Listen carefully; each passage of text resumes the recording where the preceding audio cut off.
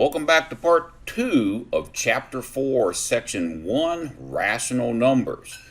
The next problem we have is an example. Says to write negative 5/6 as a decimal and determine whether the decimal is terminating or repeating.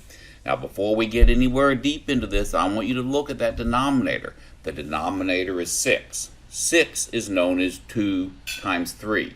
2 times 3, well 2 will give us a terminating decimal, but when you throw that 3 in there, we know going in that this is going to be a non-terminating decimal, also known as a repeating decimal here. So let's keep moving from this direction and we will see what ends up happening next.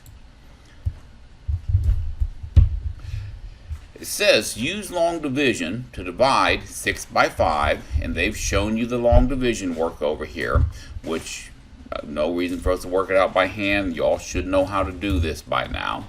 And then they said place the negative sign in the quotient. Of course, your quotient is the answer to a division problem.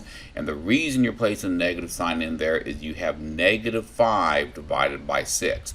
It wouldn't have hurt to put a negative sign in front of that 5. Or you could say 5 divided by negative 6. Either way, a positive divided by a negative is going to give you a negative answer. And you can see this has a repeating pattern to it. Your answer is going to be 0.83333 throughout all time and eternity.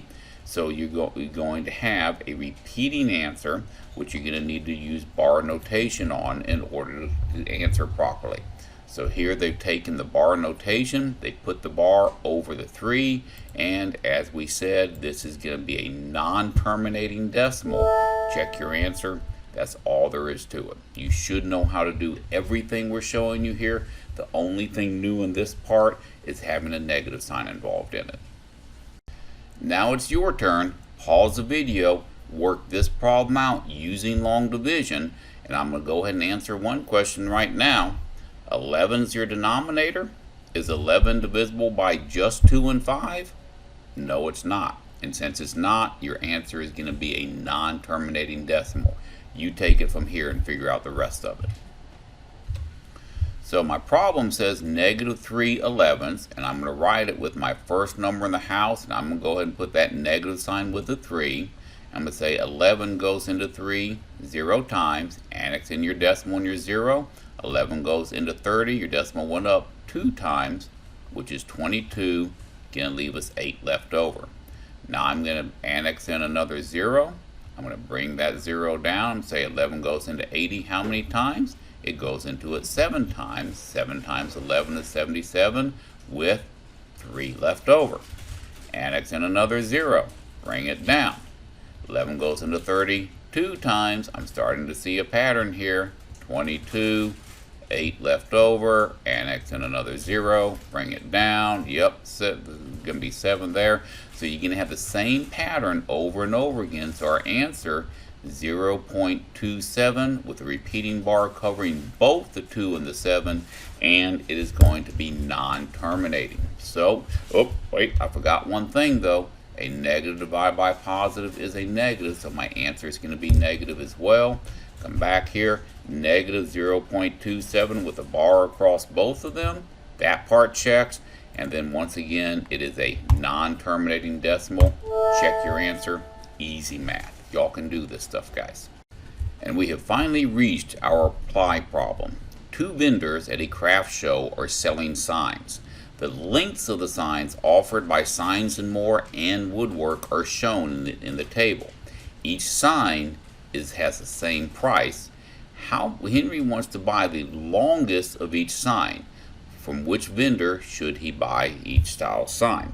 Of course, when you're doing these, they encourage you to take and read the problems multiple times, asking yourself to describe in context the problem in your own words. Ask what mathematics are you going to be using, and what are you wondering about? And what I'm wondering about right now is why this thing hasn't loaded yet. Now we got it to load. Now our chart table has come up showing us the length of the signs for both Signs and More and Woodworks.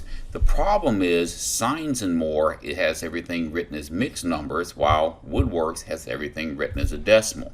So we need to take the Signs and More signs and write them as a decimal as well, so we're comparing the same thing. Now I've got my data for Signs and More. I know the whole number, or the number before the decimal, is going to be 16. All I need to do is set up a little bit of long division for 1 divided by 8. Now I know 8 is 2 times 2 times 2, so I know I'm going to have a terminating decimal on this one. 8 goes into 1 0 times, annex in your decimal and your 0 with your decimal going up. 8 goes into 10 1 time, which is 8 with 2 left over. Annex in a 0 and bring it down. 8 goes into 20 2 times, which is 16 with 4 left over. Annex in another 0. 8 goes into 40 5 times. So this one here, of course that one's going to end as well. So this one here is going to end up being the 16. Whoops, that's an 8, not a 6. And then the decimal value was going to be 125. And then the next one, I'm going to take and divide the 1 divided by 3. Once again, when you take and look at the bottom number, the 3 tells us that's going to be a non-terminating decimal. And you all should know that 1 divided by 3 is going to be 0.3 repeating. So we could take that number and just take it to say 16.3 repeating is going to be the value for it. So let's look at our signs here. For the first one, which is going to be a rounded sign, Signs and More is 16.125, Woodworks is 16.25. So for the round cornered sign, we need to take and buy it from Woodworks, because Woodworks is going to have the longer sign for the round corner. 1.25 is closer, 16.25 is going to be longer than 16.125. So for the round corner sign, it's going to be from Woodworks. Now going back to our problem, 16.3 repeating being compared to just 16.3. Well, the repeating, remember, that means 3, 3, 3, 3. So this one from Signs and More will actually be a little bit longer. I'll click it and check my answers. Everything checks. And with that, you guys are ready to start your homework assignment. Please be sure to be showing me good quality supporting work, just like I have shown you throughout the lesson, so you can get full credit for it.